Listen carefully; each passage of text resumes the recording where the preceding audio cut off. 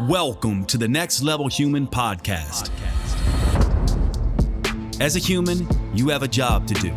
In fact, you have 4 jobs: to earn and manage money, to attain and maintain health and fitness, to build and sustain personal relationships, to find meaning and make a difference. None of these jobs are taught in school, and that is what this podcast is designed to do: to educate us all on living our most fulfilled lives through the mastery of these 4 jobs. I'm your host, Dr. Jade, Teta, and I believe we are here living this life for 3 reasons, and 3 reasons only: to learn, to teach, and to love. In this podcast, I will be learning, teaching, and loving right along with you.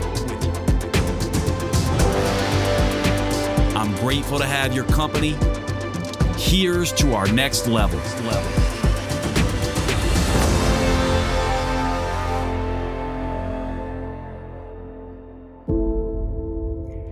Welcome to the show, everyone. Today's show, I want to cover a topic that is sort of near and dear to my heart, and I think it's something that all of us humans think about and are dealing with on the unconscious level, whether we are aware of it or not.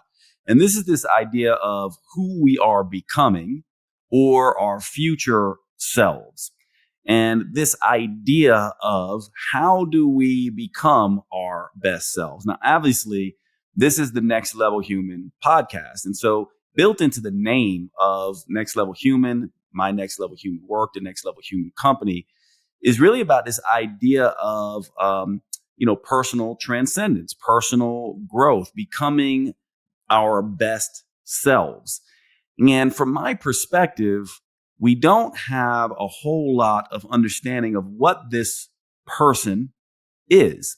And so what I want to frame this up as is this idea of parts integration work that comes from sort of the shamans who don't see us necessarily as just one single entity, but sees us as multiple entities. And this idea that even in psychology, when you look at parts integration work, is this idea that there are parts of ourselves that are still alive from a psychological perspective. And so I want to go through that first, because from my perspective, what we miss is that there's another part of ourselves that we don't always think about that is very much alive in our psychology, in our psyche, and that is our future self.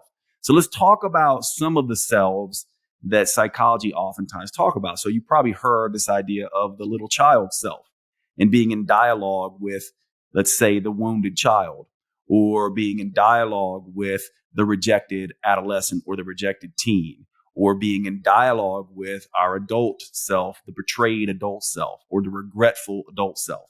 In other words, we as humans have this sort of idea that we are who we are right now in the moment. But what we don't understand is that we are not really who we are in the present moment. We are a conglomeration, a synthesis, right, of all aspects of ourselves that came before.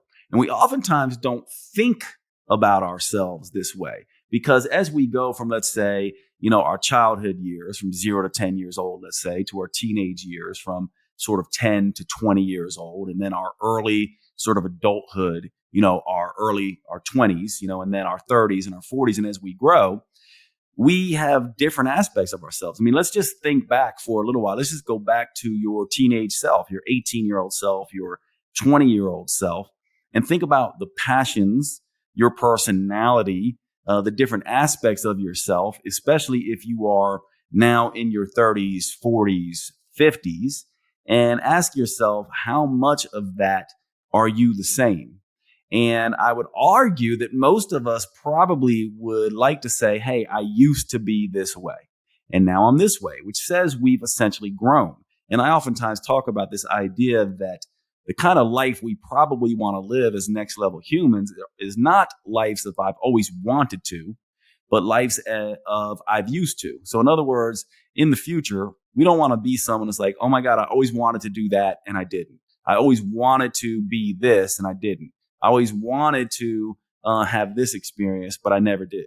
What we probably are going to want is we want to be used to people. Oh my God, I used to be someone who's afraid of this. Oh my God, I used to be someone who had this pattern. Oh my gosh, I used to be someone who never thought I could do X, Y, and Z.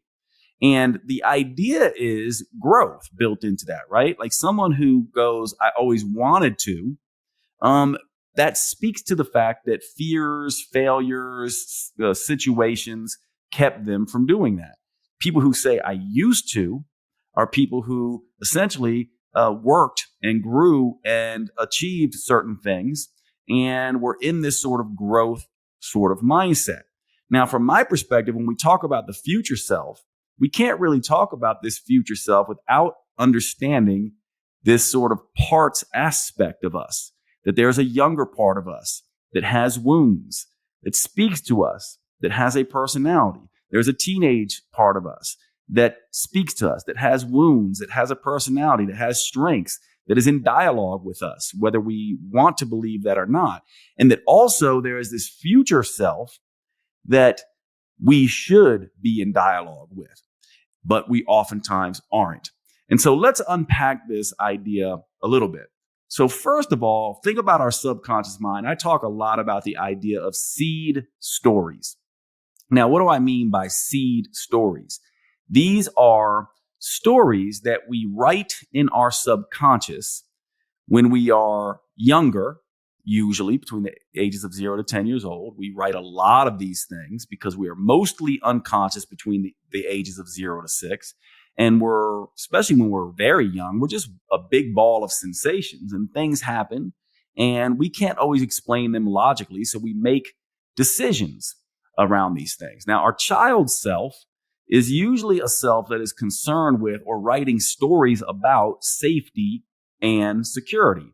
You probably heard me talk about the idea of base level humans. This isn't like they're basic and aren't smart or anything like that, but just that the base sort of understanding or the base development of feeling safe and secure in the world was arrested to some degree. And so if you operate from your base level, when you're operating from your base level, this sort of reactive fight, flight, freeze type of reaction, this is really reacting from the child self and reacting from things that are safety and security oriented. And so that part of us can live, and certainly with adverse childhood experiences, the so-called ACEs, adverse childhood events or adverse childhood experiences, we can have traumatic events that happen as a child that write into our subconscious stories. And these stories will be stories about safety and security, like life isn't safe. You need to defend yourself. You need to be on guard. You need to, always be ready to run. You need to, understand that people aren't going to take care of you, and you're only going to be able to take care of yourself, or people only respond to X, Y, Z. We write these stories. And the analogy I like to give is that when these things happen, these traumatic events in our lives, it's like having this string of yarn that we tie a knot in. And then what happens is that knot, the tie, gets another knot tied on top and another knot tied on top and another one until you have this big ball of yarn. And we do this because this is our way of coping. And that knot is an analogy for a story, a seed story. And this seed story is the sort of underpinnings of this particular developmental self. So, for example, your inner child, this child that you have living inside of you, in a sense, that is a part of you, this child has stories that it has written. And these stories got written on top of, and one knot was tied on top of another until you had this big ball of yarn. And that is who you are today. And you are being influenced by these deep knots. Now, many people would call this kind of work and looking for these deep knots as shadow work, subconscious work. Some people would be, looking at this from a perspective of just trauma, but we do this all the time. And some of these things can work for us and some of them may not, but we are constantly writing these stories. What we're most interested in when we're looking at our future self is we're looking at, can we unwind the stories that our child wrote? And can we unwind the stories that our teenage self wrote? And can we unwind the stories that our, young 20-year-old selves wrote, so that we can free ourselves from repeating these patterns? I often talk about this idea that most of us are sort of in this resistance phase of life. Repeated patterns, recurrent struggles, stuck emotions, obstacles that we bump into again and again. And these are signs that we have these seed stories written deep in our unconscious. And what most of us do is we stay authentic to those stories. And a lot of our culture even celebrates this kind of stuff, right? It's this idea that there's almost a celebration that this person hasn't changed much, or that they have the same beliefs that they always had. When in reality, if we want to change and be our best selves, we should always be trying to level up, next level human. But how can we do that if we are in dialogue with past selves? If we are being driven by these underlying seed stories that we've never looked at? And how do we begin to do this differently? Hey, everybody, jumping into the show real quick to talk about one of our sponsors. This is one of my favorite sponsors. You've heard about it, AG1 by Athletic Greens. Now, why do I love this product so much? Well, first of all, one of the things that I was doing prior to AG1 was I was doing a multivitamin. I was doing a probiotic. I was taking a fiber supplement. I was taking adaptogens, and I was taking a greens drink. And of course, I take other supplements. But AG1, one of the things that's so powerful about this greens product is that it is a multivitamin, prebiotic, probiotic. It has adaptogens in it, and it acts as my greens drink. So when I started taking this, I had 5 supplements that I could essentially get rid of just for this one. So there were a lot of savings there. But the other thing about this product, and many of you know this about me, is I am not somebody, unfortunately, and I know I'm in the health and fitness space, and it's kind of embarrassing to say, but I'm not somebody who loves vegetables. I don't always get my greens in. And so I want the extra assurance of all those polyphenols and all those plant chemicals that really bioflavonoids and all the rest that really bring health benefits to us. And these things are loaded in AG1. And so I add this into my water. And believe it or not, I add it into my protein shakes as well because it has such a neutral flavor. And one of the reasons I started using AG1, just as a reminder, is other greens drinks that use tapioca starch and things like that will elevate my blood sugars. Now, AG1 does not do that. And it's got this very neutral flavor, so I can stick it in my protein shakes and take it in water as well. The other thing I love about AG1 is they're fanatical about testing. They are NSF certified. That's the National Sanitation Foundation. And they test for heavy metals. They test for persistent organic pollutants. They test for all other harmful chemicals of industry. And here's the thing. The fact of the matter is this testing is not cheap. And so a lot of people don't do this. And if you think you are safe, just go to consumerlabs.com or any of these organizations that are testing products, and you will find out pretty quickly that a lot of these products that we think we are doing something good for our health with are not testing, and you're having heavy metals, persistent organic pollutants, forever chemicals showing up in them. You know, AG1 is on their 52nd integration of this product. So they continue to innovate, they continue to tweak, they continue to make it better. It is an excessively clean product through this testing and this constant sort of reintegration and making this product better. And so I cannot recommend this product strongly enough. This is one of the ones that I think every single person should get and be taking every single day. Like I said, it's got multiple benefits. And so to make it easy for you, Athletic Greens is going to give you a free 1-year supply of an immune supporting vitamin D and 5 free travel packs with your first purchase.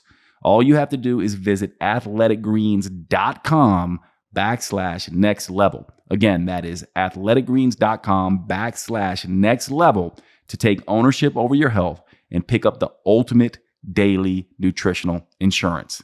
All right, let's get back to the show. And so the way I like to unpack this is to look at ourselves and essentially say, okay, look, there's me today, right? My current adult self.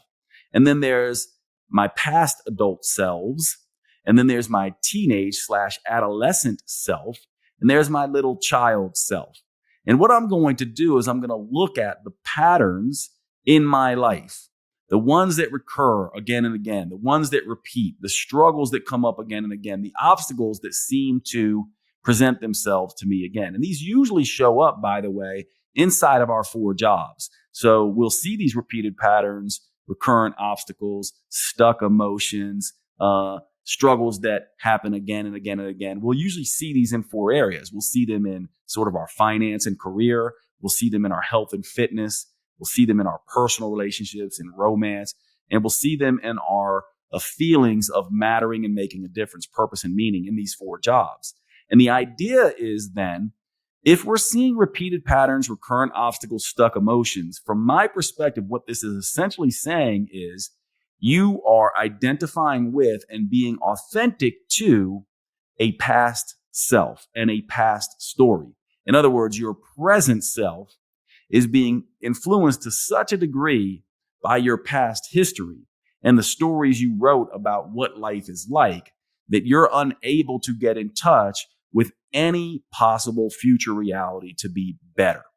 And so what I would suggest as a sort of way of beginning to tackle this is beginning to see yourself as different parts so that you can get in dialogue with your child's self and essentially go, okay, like, for me, my little child, let's say, is Jade. And I'm going to give Jade a name, and Jade has a particular personality. And little Jade has some issues that he dealt with as a child. He had a mother who was incredibly loving, so he never had to wonder whether he was loved or not. But he also had a mother that was incredibly emotionally volatile. She had a lot of struggles growing up. So emotionally speaking, my little Jade self never knew what he was going to get. One minute, things would be fine. The next minute, everything was bad. And so one of the stories he wrote is he wrote the story of women's emotions are not to be trusted. Be careful of people's emotions because they might be happy one day, but they don't really mean it. So that might be one story I wrote. Don't trust people's emotions, especially women, right? Because I got that, sort of from my mother. The other thing is be a good boy, pretend everything's okay, remain quiet, try to do the nice thing, be kind, all of these things. So my little Jady self was sort of a people-pleasing self and a self that was a little bit on edge and sort of felt that he was at fault a lot and he had to sort of walk on eggshells and be a good boy. And that follows me into my older self. Now, my teenage self was a self of dynamics around my brothers, especially my second oldest brother, Keone. Keone and me were both kind of competitive. I was looking to my brother to, sort of accept me and take me along. And I was copying a lot of what he was doing, but he was merciless to me in terms of teasing me and, borderline bullying me. Of course, from Keone's perspective, and me and him are very close now. From his perspective, he was just having fun. Like I was sort of his comic relief. But for me, as a 10 to sort of 20-year-old, I had a very tough relationship with him because I felt like he was always picking on me and never truly accepting me. So that story fits in there, and I need to be in dialogue with that and understand. So this then explained why I was so mad, why I was so competitive, why I was somewhat rebellious and lashed out, why I also didn't trust guys, most men. And these stories then follow me into my adulthood. And then, of course, I can begin to look at my patterns and see, oh, well, you kept, you weren't honest with most of the women you dated. You tried to just protect their emotions. You didn't speak up about your own needs a lot of times. You also kept them at arm's distance. You kind of stiff-armed them.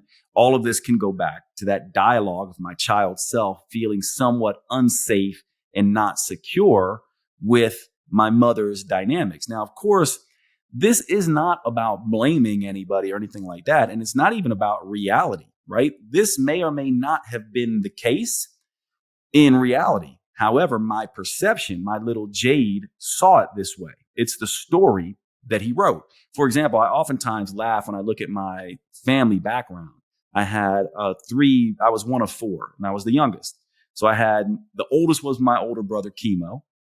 And to me, the story I wrote about him was that he was the smart one, because to me, that's what I thought everyone was saying about him. My brother Keone was the one who was the good looking one. That's the story I wrote about him.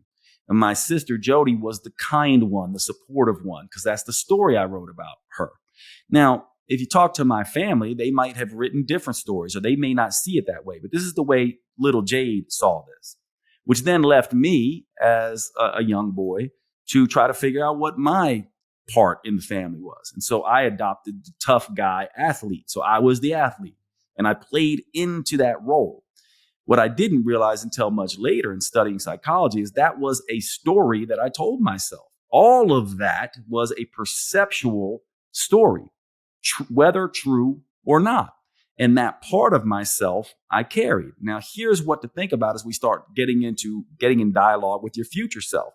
Now, imagine that I never spotted that story, right? For a long time, as I was coming up through high school and, until I got into college, I essentially saw myself as the dumb jock story. I was good at athletics. I wasn't very smart. No one saw me that way. And I was just a dummy.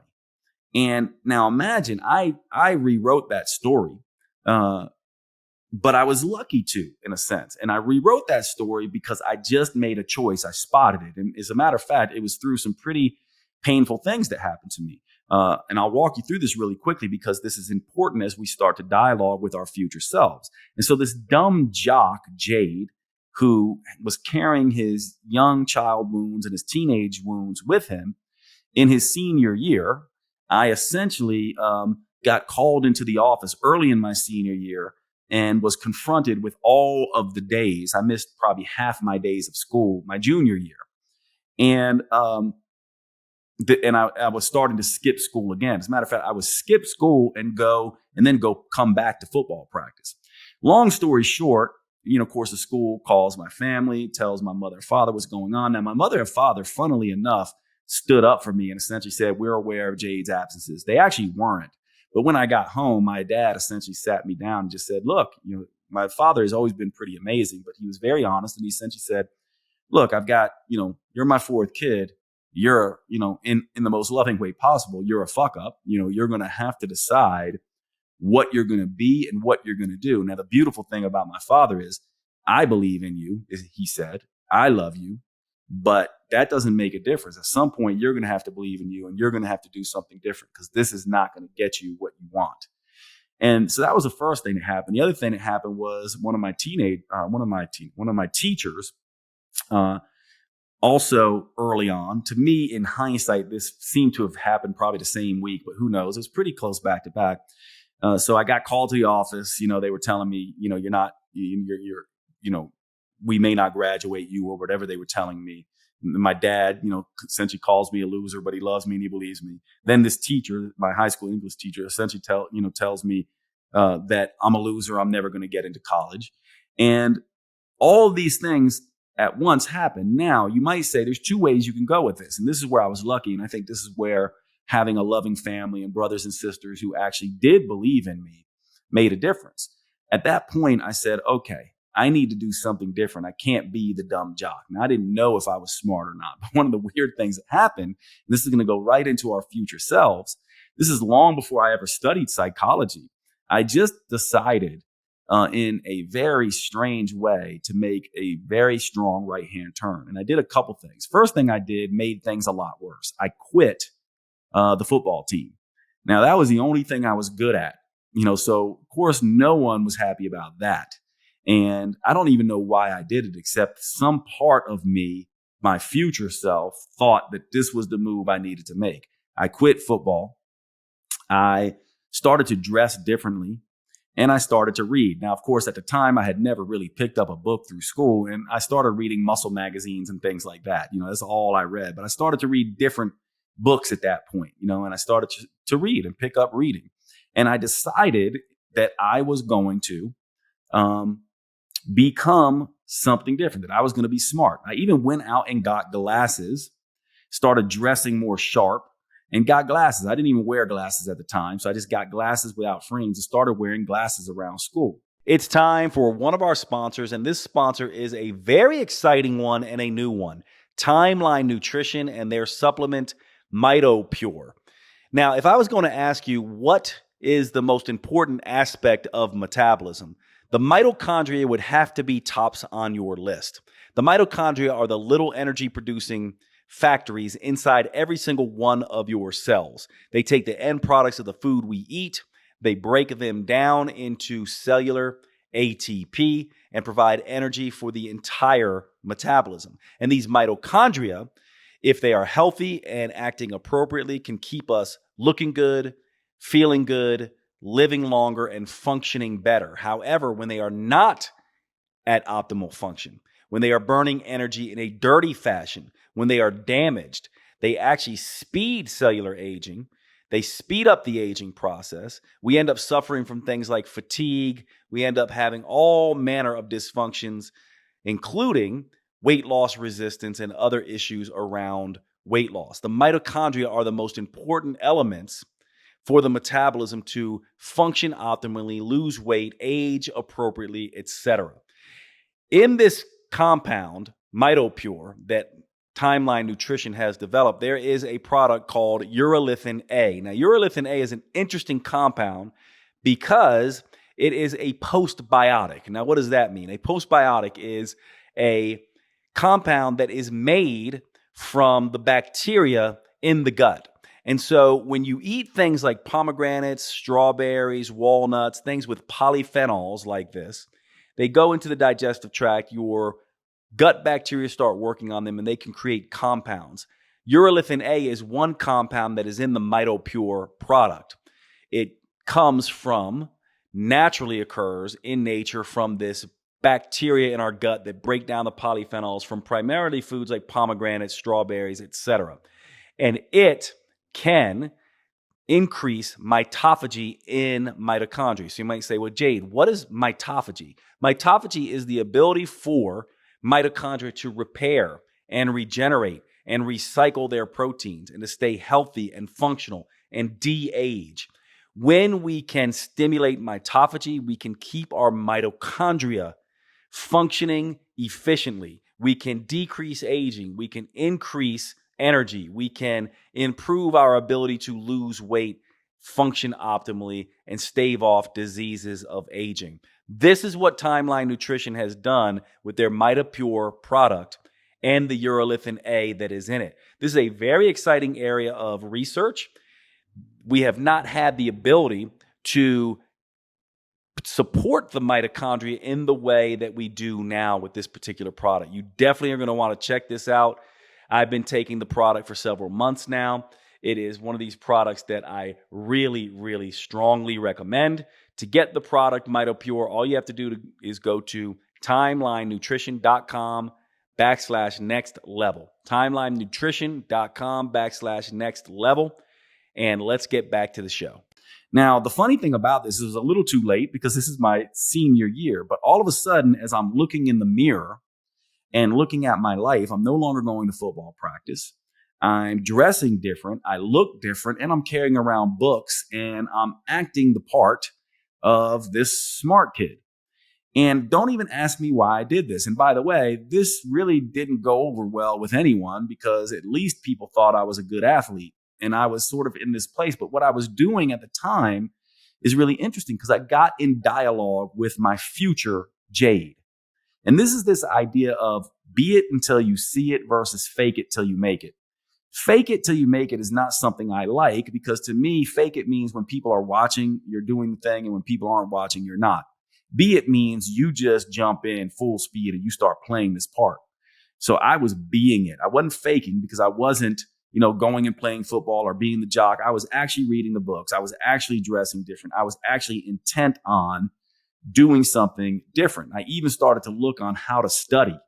And because I was in this state, I found this I forget what I think. Where there's a will, there's an A was the name of this program that just sort of fell on me. It's almost like when you start being different, you start seeing things different. Whether that could have been handed to me when I was the dumb jock story, I wouldn't have paid attention. But now that I was, sort of the smart jock story and rewriting my story, as soon as I saw this, I was like, oh, I need that. And I devoured this thing.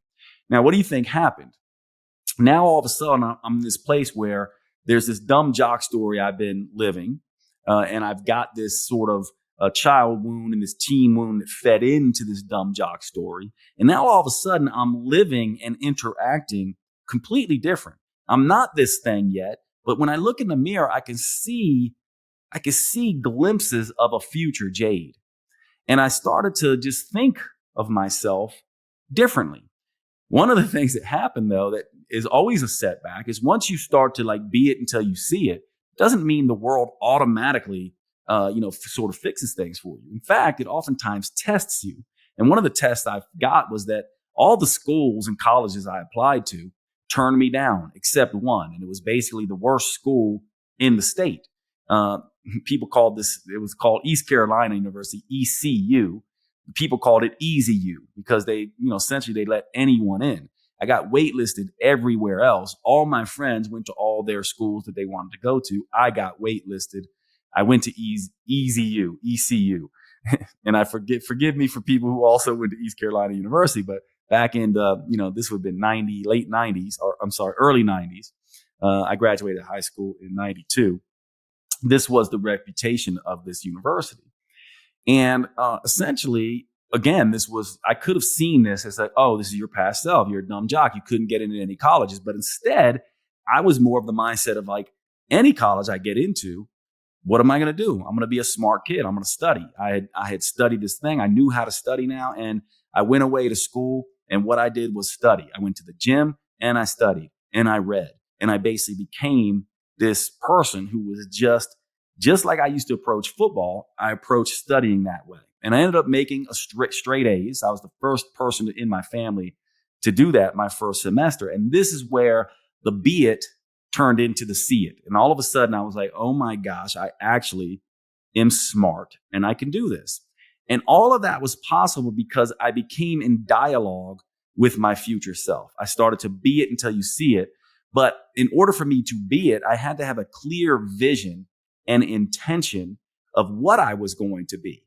And then I had to essentially begin living into that and playing that role.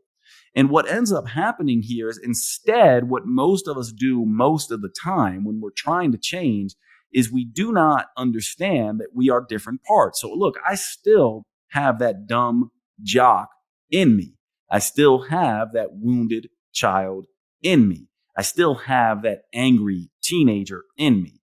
I still have all of these parts in me. And what I do is I oftentimes do dialogue with them in a sense, not in that I have multiple personalities, but then I can relate to these things. I can tap into these things.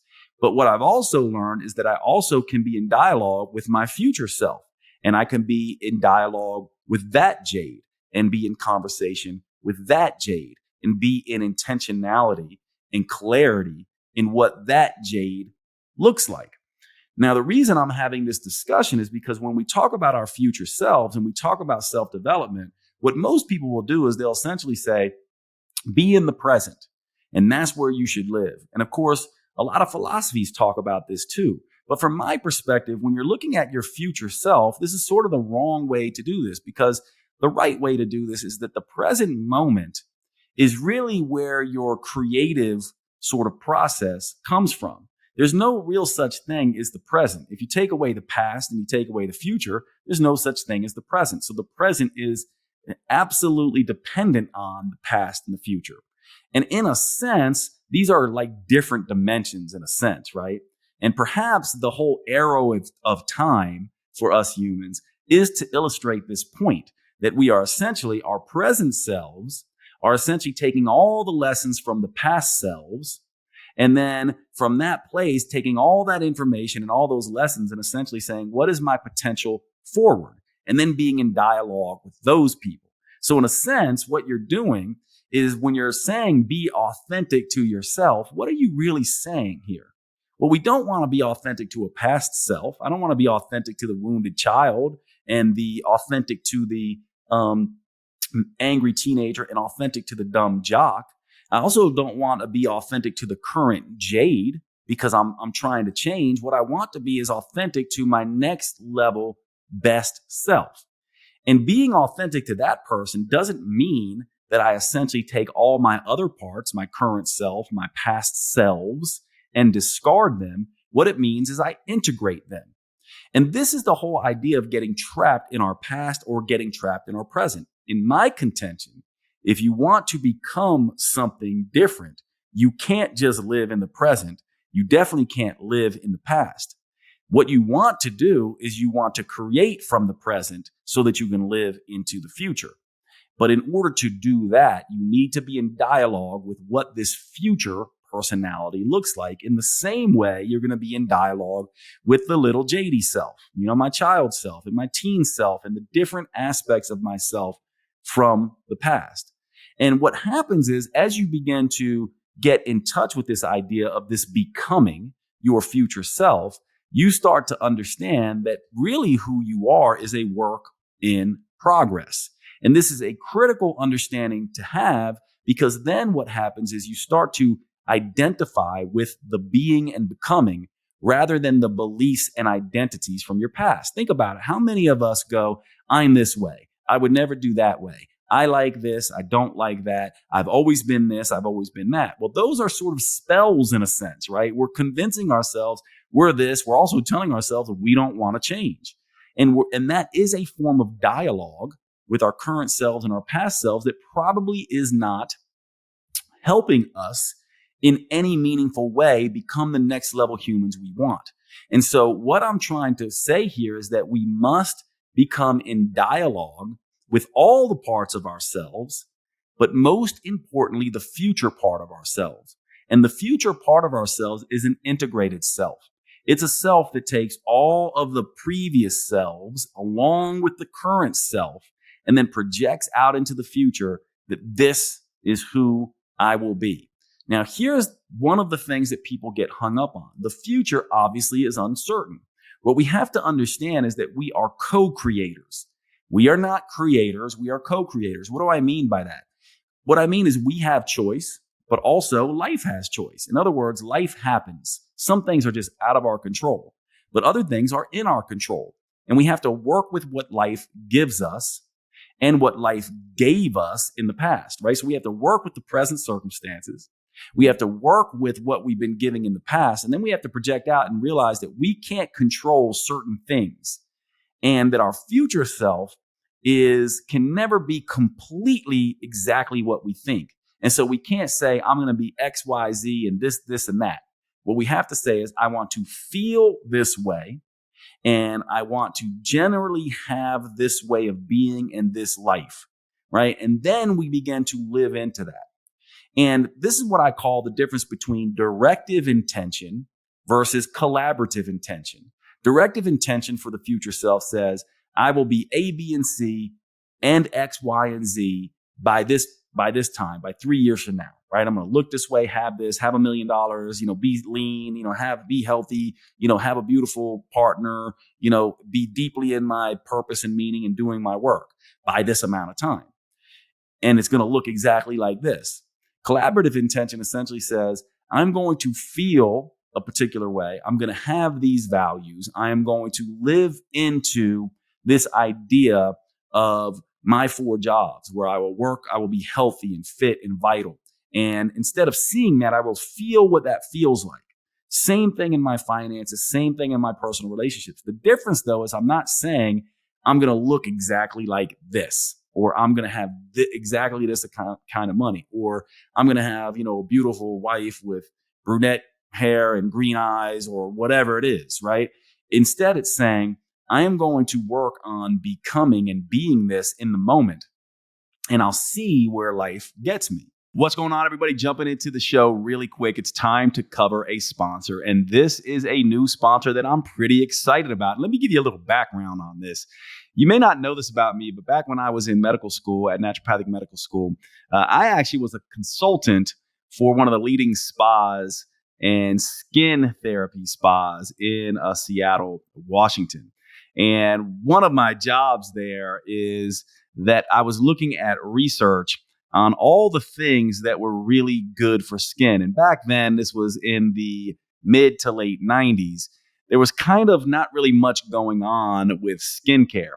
And this was the beginning of some of the skin lines actually coming out and putting botanicals and antioxidants and all of these kinds of things in their products. And so these were like topical supplements that people were actually putting in to their skincare lines and putting on the skin. And one of my jobs was to really look at that research. Well, we've come a long way since then. The only issue is that most of these companies that are really doing a good job on this stuff are mostly for women. You don't see a lot of male lines for skincare.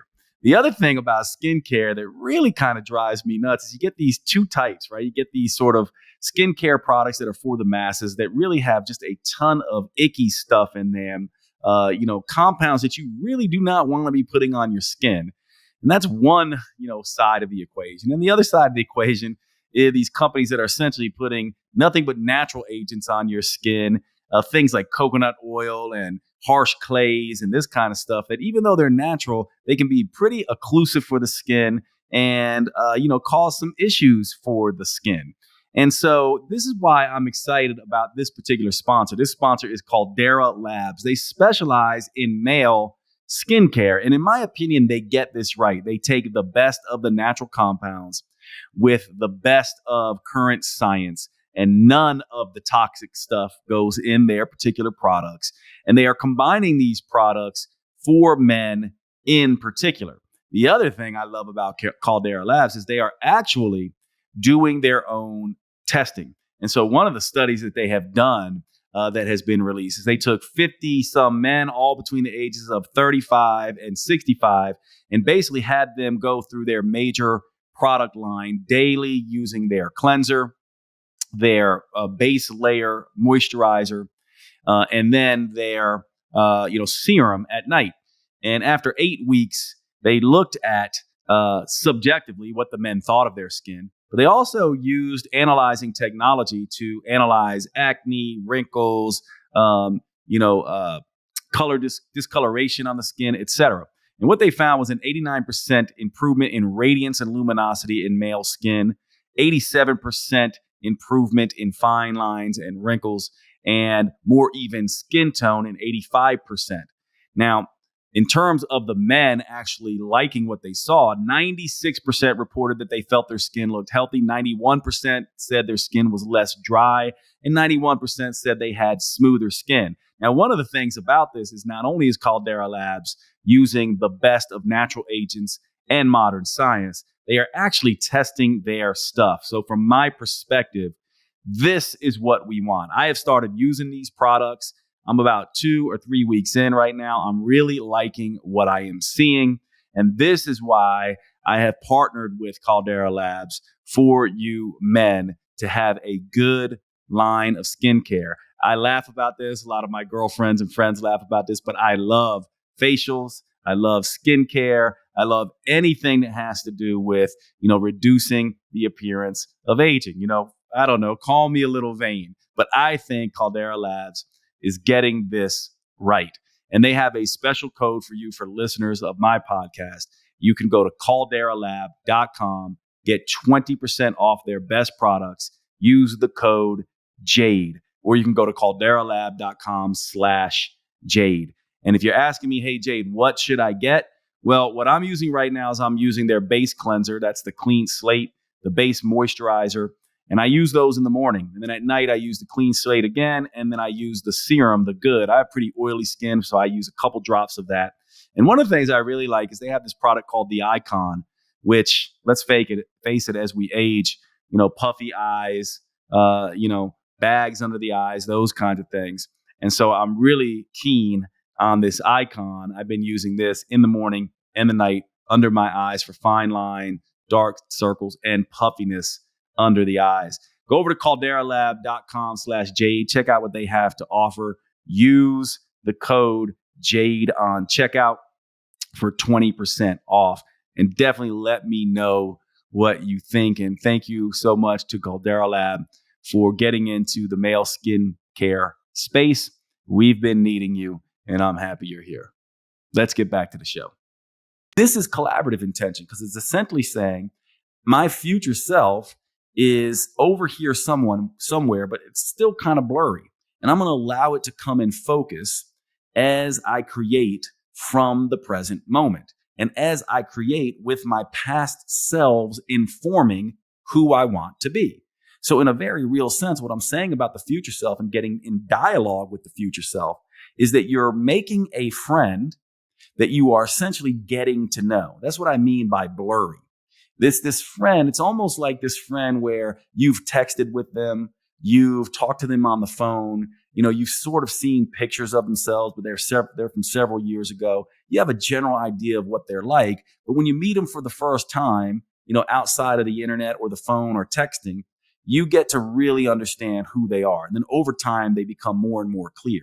This is the dialogue you want to be with your future self. Because the more you try to make them a solid, predictable thing, the more you keep yourself from allowing that future self to become and evolve as you create. And so the point here is that who should we be authentic to? We should be authentic to our next level human potential. And that's what it is. It's a potential. And it's a way of being, right? This potential of being something that I can't quite clearly see yet, but I know its main elements because I have my past child self, teen self, and my past adult selves that have informed and helped me create from the present moment. This to me is important, and I want to say a couple more things here as we talk about this. Change requires future-oriented action. What do I mean by that? It means that I take actions in the present moment with an intention for the future. And this is very hard to do. We know this from psychology research. It's very hard for people to make choices in the moment about money, about their health, these kinds of things that will make them better off in the long run. This is why people don't always contribute enough money to their savings. People they usually eat the donut now to get the sort of the satisfaction now rather than foregoing the donut now so that they can lose weight and be healthier later. We all know this is sort of how it is.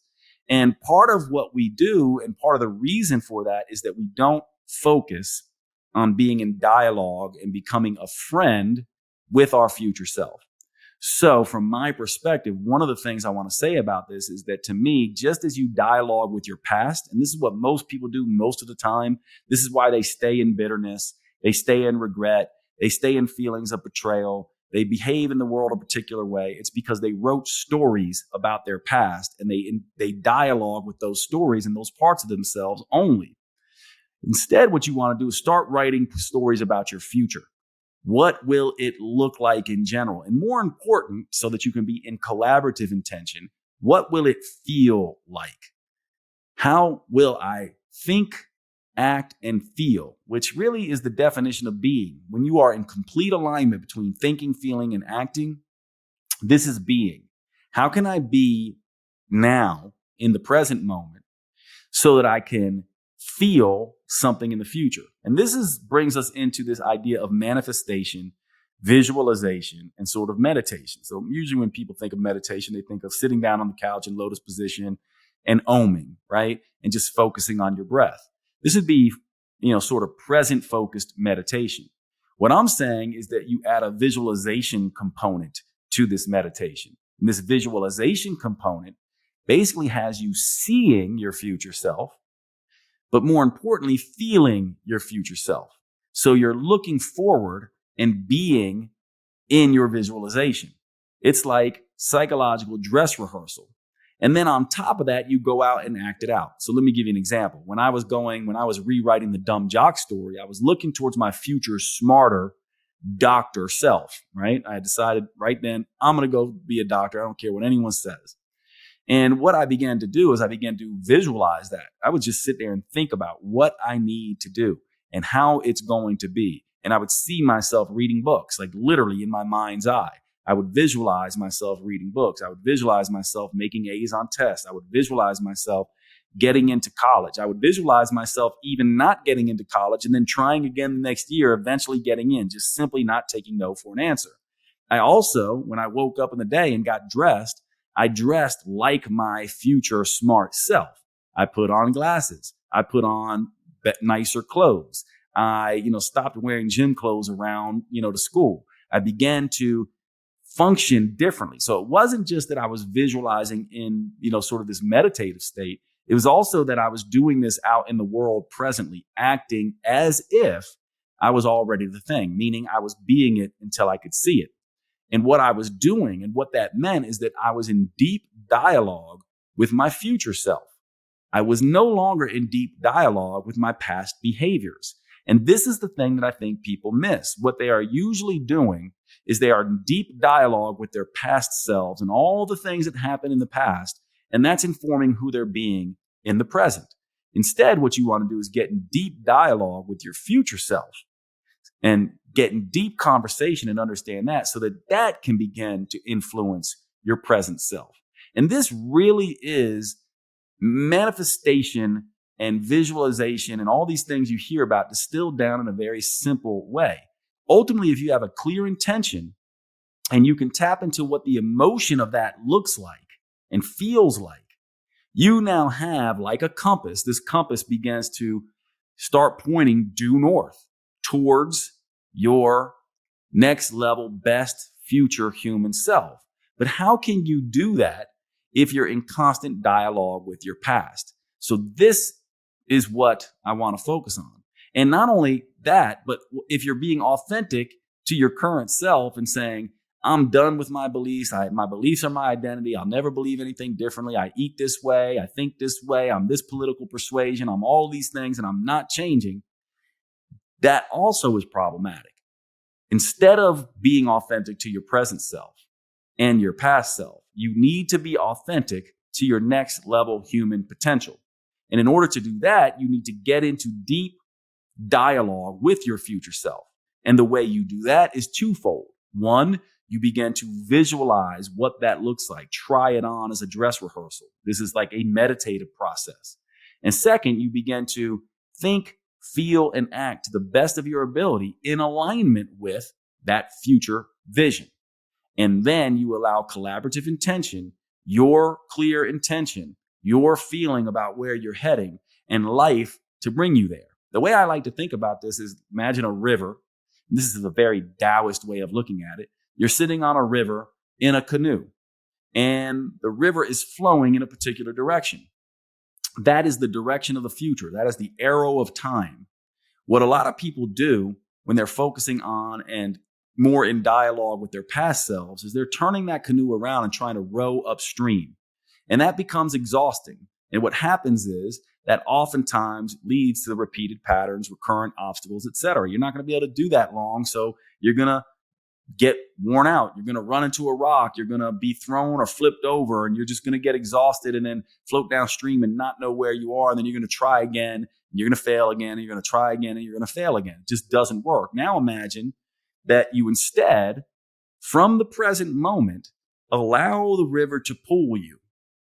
And you look intently downstream. This is the clear intention. And you essentially gently guide yourself with a rudder to avoid certain obstacles and to point yourself into certain areas that are beneficial or look promising for your future self. So maybe there's an eddy down the way you can pull into, a nice, shallow area you can get out and fish or whatever it is you're going to do, but you let the river pull you. This way you're in collaboration with it. But it doesn't get to determine fully where you go because you're looking downstream and you know what your vision looks like. So when you start seeing a particular bend in the river or the river splits, you already know what your future looks like. So you know which direction to go. You know the choices to make. You know the moves that you're going to make from the present moment. You cannot be in dialogue and in authentic expression with your past self or your present self. You must always be in authentic dialogue and deep discussion with your future self. And I would even suggest that you try to see from this future self's point of view. You try to predict and treat it as if it's your best friend.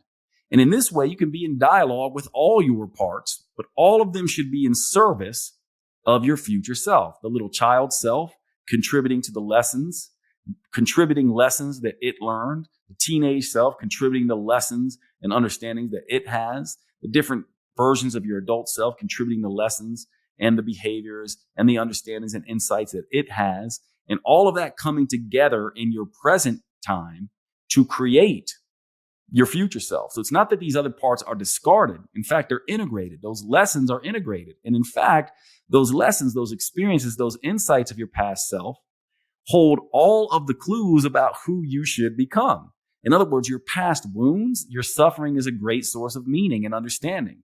Your pain can be a path to purpose. Oftentimes, the things that we are meant to do and want to become are directly related to the things we've suffered from and the lessons that we've learned. And this is why we get stuck. So the idea of the future self is something that you need to be in discussion and dialogue with.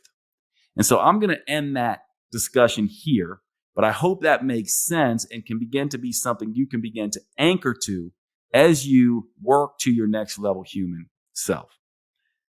Appreciate you all, and I'll see you at the next podcast.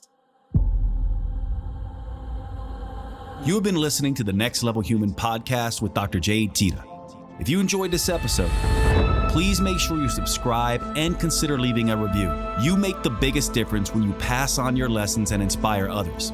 That's why reviews like this are so powerful. Your words may be the only ones that resonate for someone else. Please remember the information in this podcast is for educational purposes only. Always consult your personal physician or therapist before making any lifestyle changes. And finally, thank you for who you are in the world and the difference you make.